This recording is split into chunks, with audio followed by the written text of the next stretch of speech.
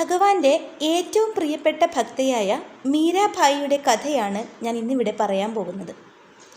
രാജസ്ഥാനിലെ ജോധ്പൂരിലെ മർട്ട നാട്ടുരാജ്യത്തിലെ രാജാവായിരുന്ന രത്തൻ സിംഗിൻ്റെ മകളായിരുന്നു മീരാഭായ്. അവർ കുടുംബമൊന്നാകെ വിഷ്ണു ഭക്തന്മാരായിരുന്നു. മീരാഭായിയുടെ അമ്മ വലിയൊരു കൃഷ്ണഭക്തിയായിരുന്നു.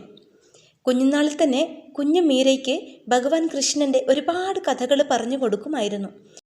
കുഞ്ഞു മീരയെ ഉറക്കാൻ വേണ്ടി ഒരുപാട് കൃഷ്ണലീലകളൊക്കെ വർണ്ണിച്ചു കൊടുക്കുമായിരുന്നു. അതുകൊണ്ട് തന്നെ ചെറുപ്പം മുതൽ തന്നെ കുഞ്ഞു മീരയുടെ മനസ്സ് നിറയെ ഭഗവാൻ കൃഷ്ണൻ്റെ ആ ഒരു ചിത്രം നിറഞ്ഞു നിൽക്കുമായിരുന്നു. ഊണിലും ഉറക്കിലും ഒക്കെ ഭഗവാൻ കൃഷ്ണൻ്റെ രൂപമായിരുന്നു കുഞ്ഞു മീരയുടെ മനസ്സിൽ. ഒരിക്കൽ അമ്മയോടൊപ്പം കൊട്ടാരത്തിൻ്റെ മട്ടുപ്പാവിൽ നിൽക്കുകയാണ് കുഞ്ഞു മീര. പെട്ടെന്നൊരു ശബ്ദം കേട്ടു. അവൾ നോക്കുമ്പോൾ ഒരു വിവാഹ ഘോഷയാത്ര പോവുകയാണ്.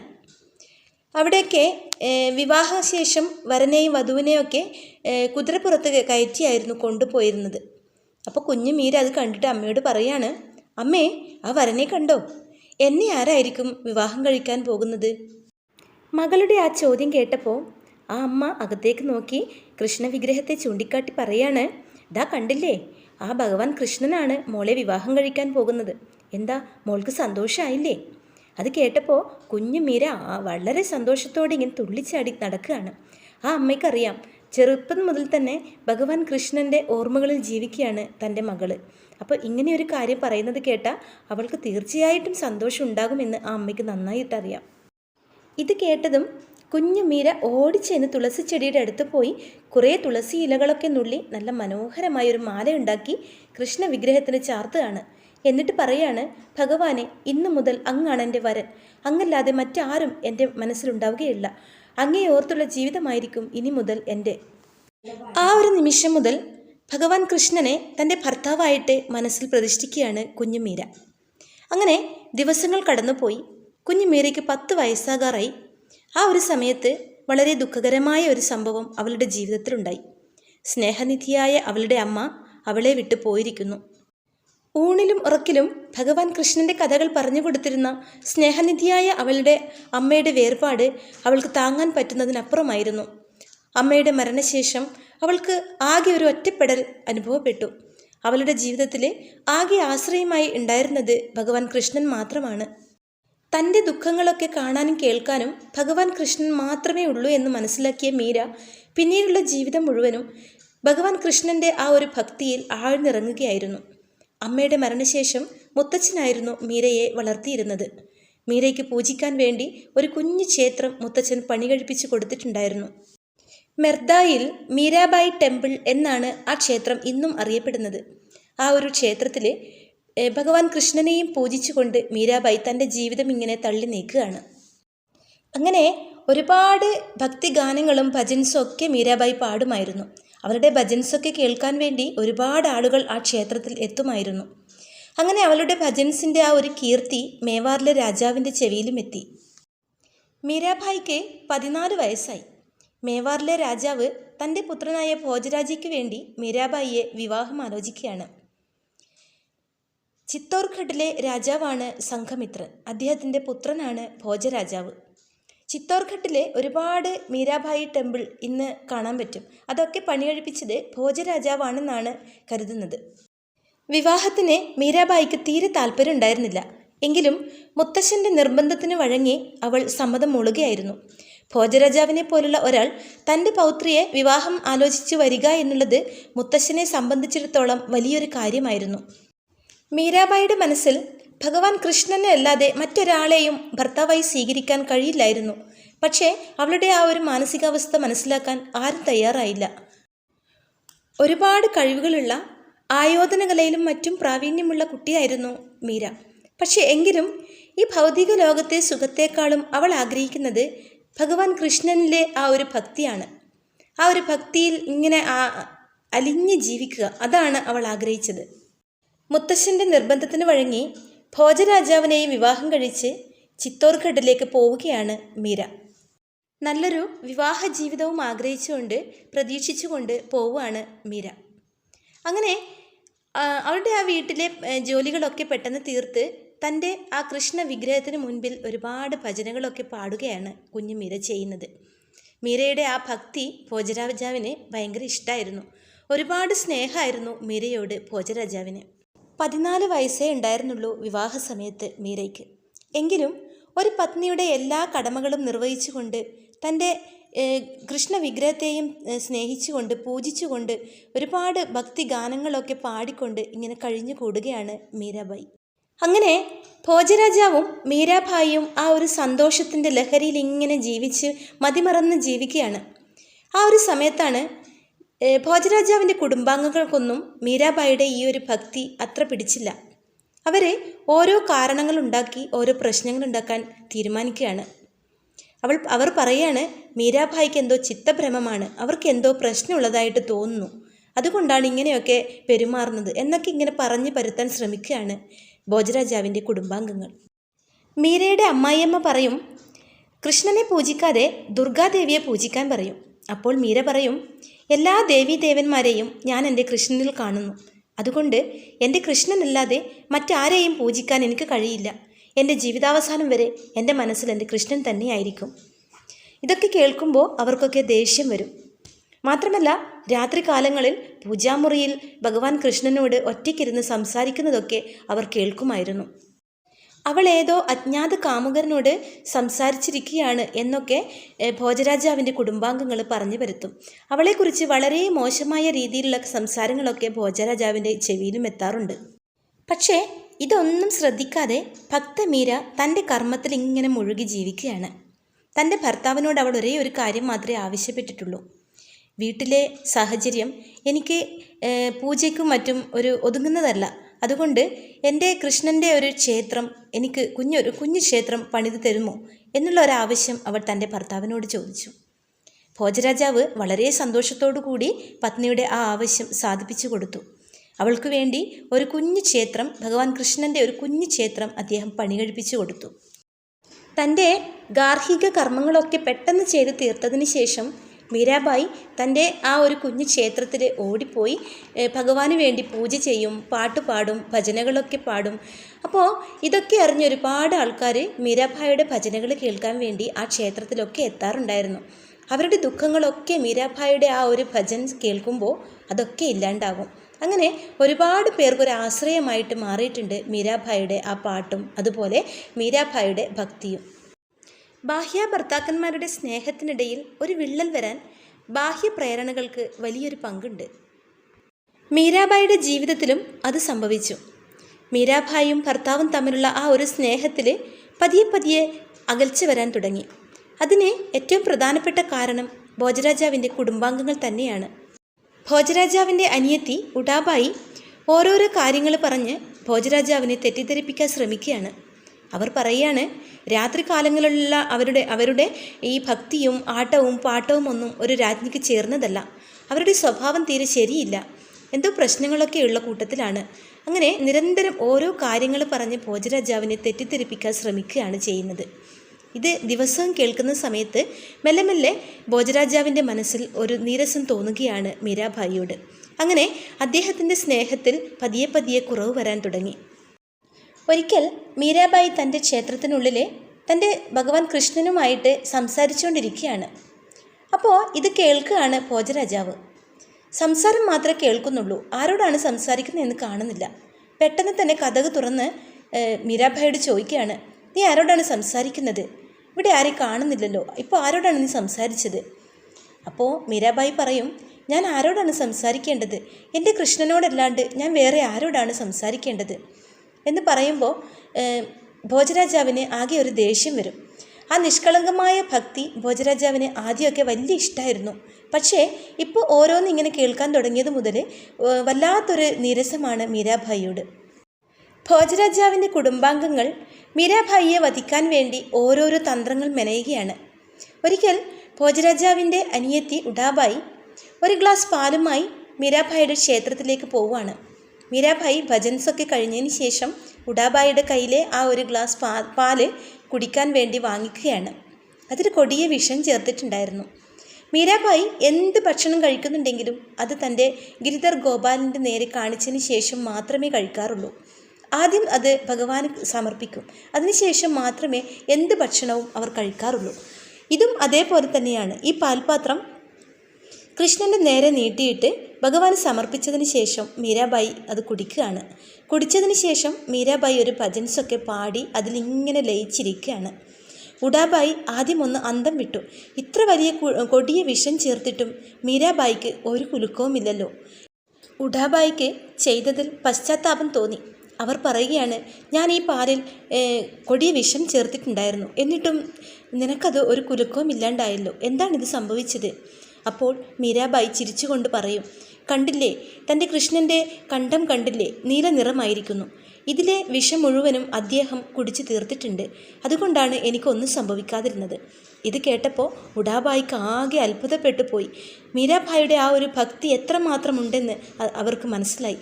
ആ ചെയ്ത തെറ്റിൽ അവർ മാപ്പ് ചോദിക്കുകയാണ് മീരാബായിയോട്. ഇങ്ങനെ ഒരുപാട് സന്ദർഭങ്ങൾ, അവളെ വധിക്കാനുള്ള മറ്റുള്ളവരുടെ ഇടയിൽ നിന്നുള്ള ഒരുപാട് സംഭവങ്ങൾ അവൾക്ക് നേരിടേണ്ടി വന്നിട്ടുണ്ട്. പക്ഷേ അവസാനം എല്ലാവർക്കും അവൾ മാപ്പ് കൊടുത്ത് എല്ലാവരെയും ആശ്വസിപ്പിക്കുകയാണ് ചെയ്യുന്നത്.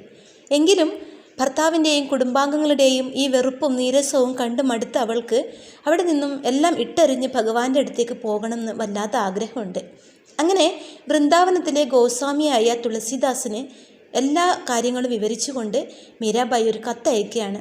എനിക്ക് ഈ ബന്ധനങ്ങളും ഒക്കെ മടുത്തിരിക്കുന്നു. എനിക്ക് വൃന്ദാവനത്തിലേക്ക് വന്ന് ഇനിയുള്ള കാലങ്ങൾ മുഴുവനും അവിടെ ചെലവഴിക്കണമെന്ന് ആഗ്രഹമുണ്ട്. ഞാൻ എന്താണ് ചെയ്യേണ്ടത്? ഈ ഒരു ഒറ്റപ്പെടൽ എന്നെ വല്ലാതെ മാറ്റിയിരിക്കുന്നു. അപ്പോൾ ഇതൊക്കെ പറഞ്ഞു കേട്ട് ഗോസ്വാമി എന്താ ചെയ്യുന്നതെന്ന് വെച്ചാൽ, പണ്ട് അനുഭവിച്ച അവരുടെ ഒരുപാട് ഭക്തന്മാരുടെ കഥകളാണ് മീരാബായിക്ക് പറഞ്ഞു കൊടുത്തത്. പ്രഹ്ലാദൻ്റെയും അതുപോലെ ഒരുപാട് പീഡനങ്ങൾ അനുഭവിച്ചവരുടെ കഥകളൊക്കെ മീരാബായിക്ക് പറഞ്ഞു കൊടുക്കും. എന്നിട്ട് ആശ്വസിക്കാൻ പറയും. ആശ്വസിക്കുക, സമയമാകുമ്പോൾ വൃന്ദാവനത്തിലേക്ക് ഭഗവാൻ തന്നെ വിളിക്കും, അത് കാത്തിരിക്കുക. അങ്ങനെ വൃന്ദാവനത്തിലേക്ക് പോകുവാനുള്ള മീരയുടെ ആ ഒരു ആഗ്രഹത്തിന് വഴിയൊരുക്കുകയാണ് ഭഗവാൻ കൃഷ്ണൻ അടുത്ത ഒരു സംഭവത്തിലൂടെ ചെയ്യുന്നത്. ഭക്ത മീരയുടെ പേരും പ്രശസ്തിയും ദിനം പ്രതി വർദ്ധിച്ചു വരികയാണ്. അവളുടെ ആ സ്നേഹം തുളുമ്പുന്ന സ്വഭാവവും മാധുര്യമേറിയ ഭജനയുമൊക്കെ കേൾക്കാൻ വേണ്ടി ആളുകൾ പല ദിക്കുകളിൽ നിന്നും ഒഴുകിയെത്തുകയാണ് അവളുടെ ആ ക്ഷേത്രത്തിലേക്ക്. സാധാരണക്കാരിലൂടെ അവളുടെ പേരും പ്രശസ്തിയും ലോകമെങ്ങും പറഞ്ഞു നടക്കുകയാണ്. ഇതൊക്കെ കാണുമ്പോൾ ഭോജരാജാവിൻ്റെ കുടുംബാംഗങ്ങൾക്ക് അസൂയ കൂടിക്കൂടി വരികയാണ്. ജനങ്ങളെല്ലാവരും ഭക്ത മീരയോടൊപ്പം ആടിയും പാടിയും അവളുടെ ഭജനങ്ങൾ ആസ്വദിച്ചും ഇങ്ങനെ സ്വയം മറക്കുകയാണ്. അവളോട് കൂടി നൃത്തം ചെയ്യുമ്പോൾ അവരുടെ എല്ലാ സങ്കടങ്ങളും മറക്കുകയാണ്. ഭക്ത മീരയെ ഒന്ന് നേരിട്ട് കാണാനും അവരുടെ ആ മാധുര്യമേറിയ ആലാപനം ഒന്ന് ആസ്വദിക്കാനും മുഗൾ ചക്രവർത്തിക്കും ആഗ്രഹമുണ്ടാവുകയാണ്. ഒരു ഇസ്ലാം മത വിശ്വാസിയായിരുന്നിട്ട് കൂടി കൃഷ്ണഭക്തയായ ഭക്ത മീരയെ ഒന്ന് കാണാൻ അദ്ദേഹത്തിൻ്റെ മനസ്സ് കൊതിക്കുകയാണ്. ഇത്ര വലിയ ഭക്തയായിട്ടും താൻ ഒന്ന് കണ്ടില്ലെങ്കിൽ അത് മോശമല്ലേ? ലോകമെമ്പാടും പേരും പ്രശസ്തിയും നേടിയിട്ടുള്ള ഇത്ര വലിയ ഒരു കൃഷ്ണഭക്തയെ ഒന്ന് നേരിട്ട് കാണുക തന്നെ വേണം, അദ്ദേഹം തീരുമാനിച്ചു. അങ്ങനെ മുഗൾ ചക്രവർത്തി മീരാബായിയെ കാണാൻ വേണ്ടി മേവാറിലേക്ക് പോവുകയാണ്. രജപുത്ര രാജാക്കന്മാരും മുഗൾ ചക്രവർത്തിമാർ തമ്മിൽ വലിയ ശത്രുതയിലുള്ള കാലമായിരുന്നു. അതുകൊണ്ട് തന്നെ യഥാർത്ഥ വേഷത്തിൽ പോയി കഴിഞ്ഞാൽ രജപുത്ര പത്നിയായ മീരാബായിയെ കാണുക അത്ര എളുപ്പമല്ല. അതുകൊണ്ട് അവർ വേഷം മാറി രണ്ട് യാചകരുടെ വേഷത്തിലാണ് യാത്ര പുറപ്പെട്ടത്. അങ്ങനെ മുഗൾ ചക്രവർത്തിയും പരിചാരകനും മീരാബായിയുടെ ക്ഷേത്രത്തിലെത്തി. നേരം ഒരുപാട് വൈകിയിട്ടുണ്ടായിരുന്നു. അതുകൊണ്ട് തന്നെ ഭജനയൊക്കെ തീർന്ന് ആളുകളൊക്കെ പോയിട്ടുണ്ടായിരുന്നു. ക്ഷേത്രത്തിൽ മീരാബായിയും ഭഗവാനും മാത്രം. അപ്പോൾ മുഗൾ ചക്രവർത്തിമാരെ കണ്ടപ്പോൾ മീരാബായി ഇങ്ങനെ നോക്കി. അപ്പോൾ അവർ പറയാണ്, ഞങ്ങൾ ഒരുപാട് ദൂരെ നിന്നും വരികയാണ്. നിങ്ങളുടെ ആലാപനവും ആ ഭജനയുടെ മാധുര്യവും ഒക്കെ ഒരുപാട് കേട്ടിട്ടുണ്ട്. നിങ്ങളെ നേരിട്ട് കാണാനും ആ ഭജന ഒന്ന് ആസ്വദിക്കാൻ വേണ്ടിയിട്ടാണ് ഇത്രയും ദൂരെ നിന്നും ഞങ്ങൾ കഷ്ടപ്പെട്ട് ഇവിടെ വരെ എത്തിയത്. ദയവായി ആ ആലാപനം ഒന്നുകൂടി ആ കീർത്തനം ഒന്നുകൂടി ഞങ്ങൾക്ക് മുന്നിൽ പാടിത്തരുമോ? ഞങ്ങൾ അതൊന്ന് ആസ്വദിച്ചോട്ടെ. ഇത് കേട്ടപ്പോൾ മീരാബായിക്ക് ഒരുപാട് സന്തോഷം തോന്നി. അവൾ യാതൊരു മടിയും കാണിക്കാതെ ആ കീർത്തനം വീണ്ടും ആലപിക്കാൻ തുടങ്ങി. മാത്രവുമല്ല അവർക്കൊന്നിച്ച് നൃത്തവും ചെയ്തു. മുഗൾ ചക്രവർത്തിയും പരിചാരകനും മതിമറന്ന് ആസ്വദിക്കുകയാണ് മീരാബായിയുടെ ആ ഭജനയിൽ. ആ ഒരു നിർവൃതിയിൽ തൻ്റെ കയ്യിലുണ്ടായിരുന്ന ഒരു വൈരമാല മുഗൾ ചക്രവർത്തി മീരാബായിക്ക് നേരെ നീട്ടുകയാണ്. എന്നിട്ട് പറയുകയാണ്, ഇത് ഞങ്ങൾക്കൊരാൾ സമ്മാനിച്ചതാണ്. പക്ഷേ ഭവതിയുടെ ഈ ഒരു ഭജന കേട്ടപ്പോൾ എന്തെങ്കിലും ഒരു സമ്മാനം നൽകണമെന്ന് തോന്നി. ദയവായി ഈ മാല സ്വീകരിച്ചാലും. മീരാബായി വളരെ സന്തോഷത്തോടു കൂടി ആ മാല സ്വീകരിക്കുകയാണ്. എന്നിട്ട് തൻ്റെ ഭഗവാൻ കൃഷ്ണൻ്റെ വിഗ്രഹത്തിൽ ചാർത്തുകയാണ്. രാത്രിയിൽ മീരാഭായിയെ കാണാൻ മുഗൾ ചക്രവർത്തി വന്ന വിവരം മേവാറിലെ രാജാവ് അറിയാതിരിക്കുമോ? അദ്ദേഹത്തിന് ദേഷ്യം വന്നു. ഒരുപാട് ദേഷ്യപ്പെട്ടു മീരാബായിയോട്. ഒരു ഹിന്ദു രാജ്ഞി അന്യപുരുഷന്മാരുടെ കൂടെ പാട്ടുപാടുന്നതും നൃത്തം ചെയ്യുന്നതും തന്നെ തെറ്റാണ്. മാത്രവുമല്ല, അന്യ മതസ്ഥനായ ആൾക്ക് മുഖം കാണിക്കുന്നതും അതിലും വലിയ തെറ്റാണ് അവരെ സംബന്ധിച്ചിടത്തോളം. അങ്ങനെ മീരാബായിയെ വീട്ടിൽ നിന്ന് പുറത്താക്കുകയാണ്. കുളിച്ച് ശുദ്ധിയായി തിരിച്ചു വന്നാൽ മതി എന്നൊക്കെ പറഞ്ഞ് ഒരുപാട് വേദനിപ്പിക്കുകയാണ് മീരാബായിയെ. ഇത് മീരാബായിക്ക് താങ്ങാൻ പറ്റുന്നതിനും അപ്പുറമായിരുന്നു. അങ്ങനെ മീരാബായി തീരുമാനിക്കുകയാണ്, മതി, എല്ലാം ഉപേക്ഷിച്ച് പോകേണ്ട സമയമായിരിക്കുന്നു. നദിക്കരയിലേക്ക് നീങ്ങുകയാണ്. അപ്പോൾ തൻ്റെ മനസ്സിൽ നിന്നും ഭഗവാൻ കൃഷ്ണൻ പറയുന്നത് പോലെ മീരാബായിക്ക് തോന്നി, നിനക്ക് ഈ ബന്ധങ്ങളെല്ലാം ബന്ധനങ്ങളാണ്, എല്ലാം ഉപേക്ഷിച്ച് എന്നിലേക്ക് വന്നോളൂ എന്ന് പറയുന്നത് പോലെ മീരാബായിക്ക് തോന്നി. അങ്ങനെ മീരാബായി തൻ്റെ കൃഷ്ണ വിഗ്രഹവും എടുത്ത് വൃന്ദാവനത്തിലേക്കുള്ള യാത്ര ആരംഭിക്കുകയാണ്. വൃന്ദാവനത്തിനുള്ള യാത്രയ്ക്കിടയിൽ പല ദുർഘടങ്ങളും പല പരീക്ഷണങ്ങളും അവൾ അനുഭവിക്കേണ്ടി വന്നിട്ടുണ്ട്. ആ ഒരു സമയങ്ങളിലെല്ലാം ഭഗവാൻ കൃഷ്ണൻ അവൾക്ക് ആശ്രയമായി എത്താറുണ്ടായിരുന്നു. അങ്ങനെ അവളുടെ ആ ഒരു സ്വപ്നഭൂമി, സ്വർഗഭൂമിയായ വൃന്ദാവനത്തിലേക്ക് എത്തിച്ചേരുകയാണ്. അവൾ അവിടെ കാല് കുത്തിയപ്പോൾ തന്നെ എല്ലാവരും അവളെ തിരിച്ചറിഞ്ഞു. കാരണം അവളുടെ ആ കീർത്തനവും പ്രശസ്തിയും ഭക്തിയുമൊക്കെ വൃന്ദാവനത്തിലും എത്തിയിരുന്നു. അവിടെ എത്തിയപ്പോൾ ഗിരിധർ ഗോപാലിൻ്റെ മന്ദിരത്തിലേക്ക് ചാടിക്കയറി തൻ്റെ ആ ഒറ്റക്കമ്പി വീണയുമെടുത്ത് മനോഹരമായ കീർത്തനങ്ങൾ ആലപിച്ച് സന്തോഷിക്കുകയാണ് മീരാബായി.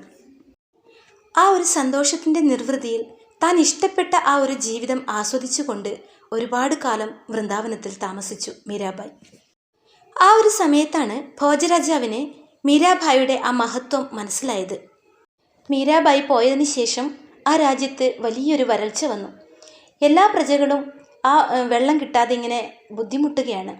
ആ ഒരു സമയത്താണ് ഒരു സ്വാമി ഭോജരാജാവിനെ കാണാൻ വേണ്ടി പോയത്.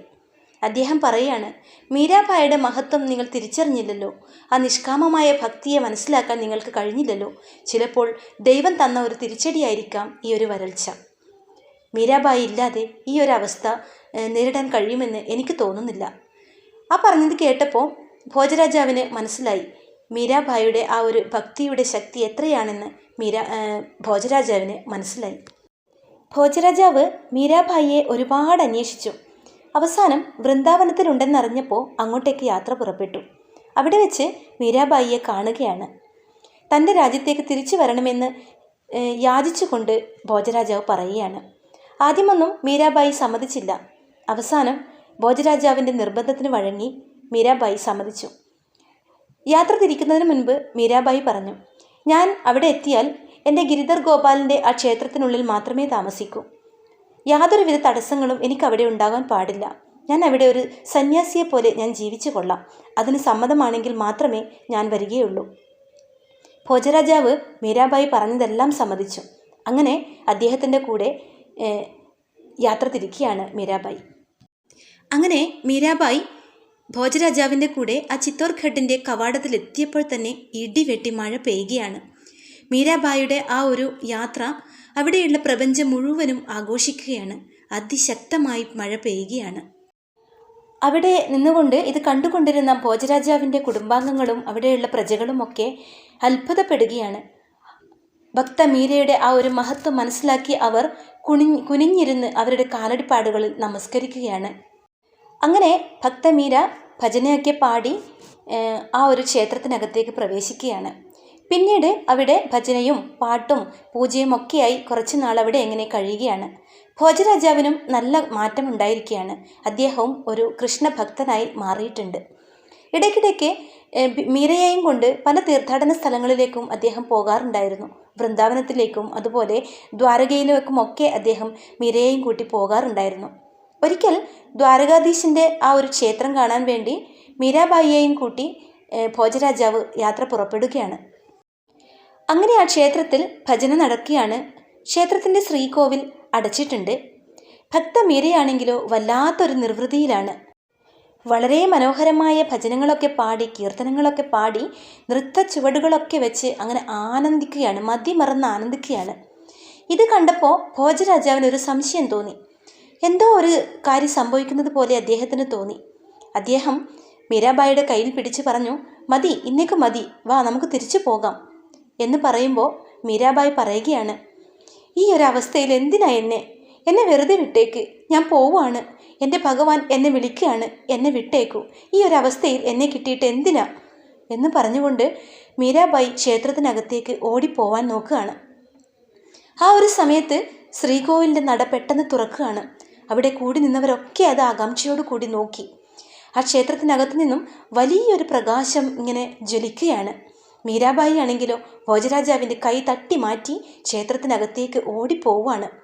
ഓടിപ്പോകുന്നത് എല്ലാവരും കണ്ടതാണ്. പിന്നീട് കണ്ണിൽ ആ ഒരു വെളിച്ചം കാരണം പിന്നീട് ആർക്കും ഒന്നും കാണാൻ കഴിഞ്ഞില്ല. പെട്ടെന്ന് ആ വെളിച്ചമൊക്കെ നിശ്ചലമായി. പക്ഷേ മീരാബായിയെ അവിടെ എങ്ങും കാണാനില്ല. ഭോജരാജാവ് അവിടെയൊക്കെ അന്വേഷിച്ചു.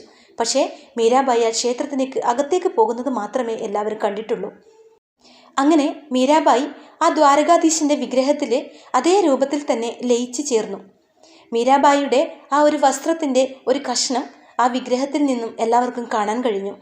ആ ഒരു ദുപ്പട്ടയുടെ ആ ഒരു കഷ്ണം ഇപ്പോഴും ദ്വാരകാധീശൻ്റെ ടെമ്പിളിൽ സൂക്ഷിച്ചിട്ടുണ്ട് എന്നാണ് പറയപ്പെടുന്നത്. അവിടെ പോയാൽ ആ ഒരു ദുപ്പട്ടയുടെ കഷ്ണം എല്ലാവർക്കും കാണാൻ പറ്റുമെന്നാണ് പറയപ്പെടുന്നത്. എന്തായാലും ഭഗവാന്റെ പ്രിയ ഭക്തിയായിരുന്ന ഭക്ത മീര അവസാനം ഭഗവാനിൽ തന്നെ വിലയം പ്രാപിച്ചു. രാജസ്ഥാനിലെ ജയ്പൂരിലെ ജഗത് ശിരോമണി ടെമ്പിളിലെ ആണ് മീരാഭായി പൂജിച്ചിരുന്ന ഗിരിധർ ഗോപാലിൻ്റെ ആ ഒരു വിഗ്രഹം അവിടെയാണ് സൂക്ഷിച്ചിട്ടുള്ളത് എന്നാണ് പറയപ്പെടുന്നത്. മീരാഭായി പൂജിച്ചിരുന്ന മറ്റ് വിഗ്രഹങ്ങളൊക്കെ പല ക്ഷേത്രങ്ങളിലും ഇന്നും സൂക്ഷിച്ചിട്ടുണ്ട് എന്നാണ് പറയപ്പെടുന്നത്. ഭക്ത മീരയുടെ ഈ ഒരു കഥയിൽ നിന്നും ഒരുപാട് പാഠങ്ങളാണ് നമുക്ക് മനസ്സിലാക്കാൻ കഴിയുന്നത്. ജീവിതത്തിൽ ഒരുപാട് പ്രതിസന്ധികൾ ഉണ്ടായാലും ഭഗവാനിലുള്ള ആ ഒരു ദൃഢവിശ്വാസം, എല്ലാ കാര്യത്തിലും ഭഗവാൻ തൻ്റെ കൂടെ ഉണ്ടാകും എന്നുള്ള ആ ഒരു വിശ്വാസം, അതാണ് ഭക്തമീരയുടെ കഥ നമ്മളെ ഓർമ്മിപ്പിക്കുന്നത്. അവസാനം ഭക്തമീര അവളുടെ ലക്ഷ്യത്തിലെത്തിയതുപോലെ നമ്മുടെ ജീവിതത്തിലെ ഏത് പ്രതിസന്ധിയിലും ഉറച്ച ദൈവവിശ്വാസമുണ്ടെങ്കിൽ നമ്മുടെ ആ ഒരു ലക്ഷ്യത്തിൽ നമ്മൾ എത്തിച്ചേരുക തന്നെ ചെയ്യും. അപ്പോൾ ഭക്തമീരയുടെ കഥ ഇവിടെ അവസാനിക്കുന്നു. ഇത്രയും സമയം ഈ ഒരു കഥ ക്ഷമയോടുകൂടി കേട്ടിരിക്കുന്ന എല്ലാവർക്കും ഒരുപാട് നന്ദിയുണ്ട്. ഇങ്ങനെ ഒരു കഥ മുഴുവനായിട്ടും കേൾക്കാനുള്ള മനസ്സ് കാണിച്ച നിങ്ങൾക്കെല്ലാവർക്കും ദൈവാനുഗ്രഹം ഉണ്ടാവട്ടെ.